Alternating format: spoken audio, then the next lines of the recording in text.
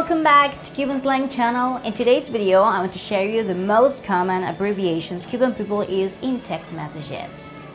But before we get started, I would like to remind you that if you're not subscribed to this channel yet, please hit the red button below and subscribe. And if you start enjoying the content, please give me a thumbs up. Alright, let's get started at once. As you know, when we're gonna send a text message, we only have a limited number of signs or symbols to type. And in order to save some money and time, we don't want to exceed that number of signs. And that's exactly what happens with Cuban people. Let's start with the most simple abbreviations. Sometimes when Cuban people want to replace words, we use letters. For example, we use the letter C to replace the word se. We type the letter X to replace the word por. And we use the letter Q, or even some Cuban people use the letter K to replace the word K. So for example, if we want to say that my friend is going to move tomorrow, in Spanish that would be mi amiga se va a mudar mañana, o mi amiga va a mudarse mañana. But it's more common that Cuban people use the first version of this idea.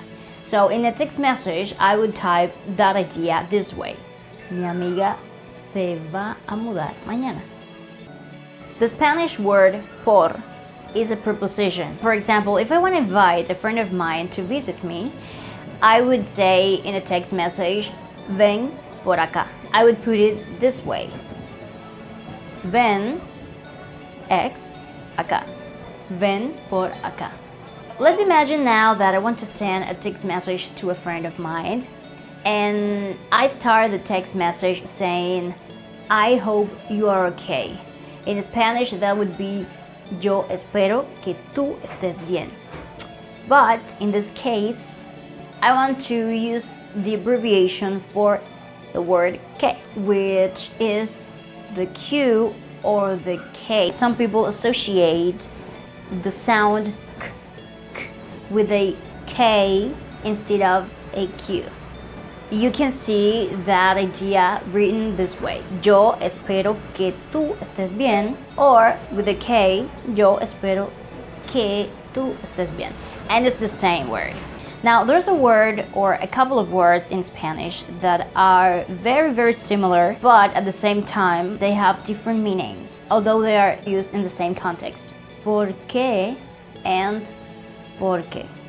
So, for example, if I want to ask, I use the word porque. If I want to reply a question which starts with porque, then I say porque this, and that.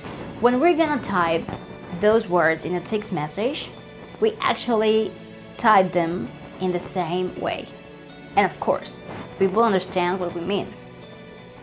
So for example, if I ask my friend in a text message, why haven't you come to my home?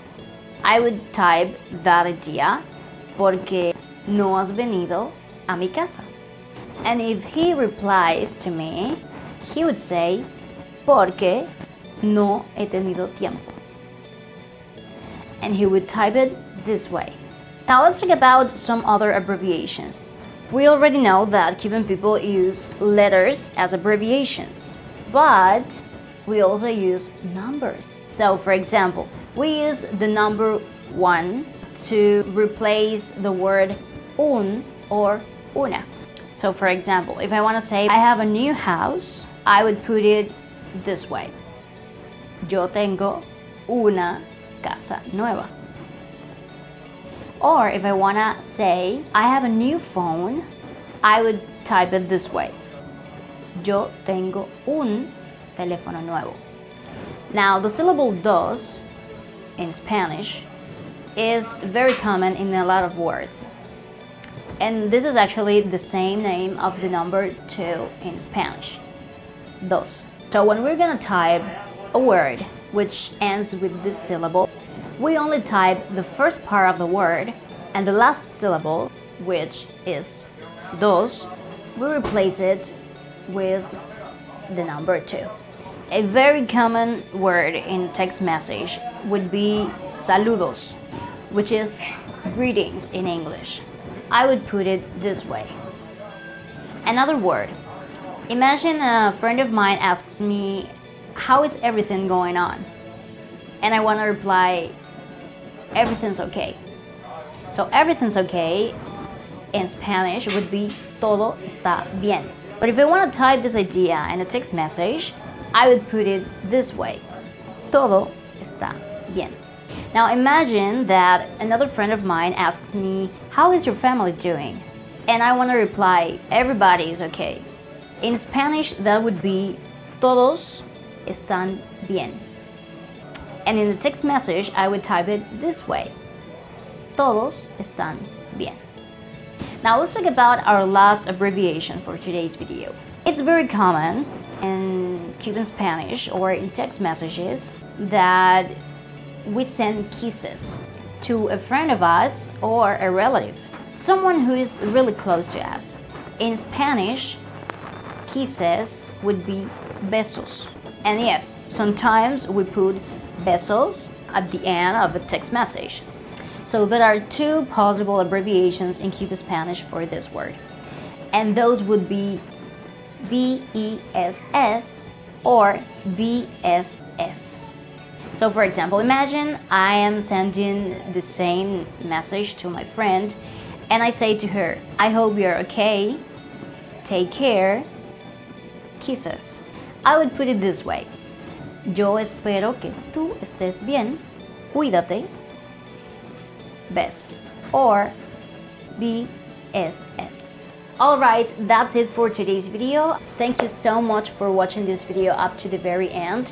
Now you can start communicating with your Cuban friends using this kind of abbreviations, or even you can understand them if you didn't do before watching this video. Alright, please don't forget to hit the little bell, that way you don't miss out any of my videos, and see you soon. Bye!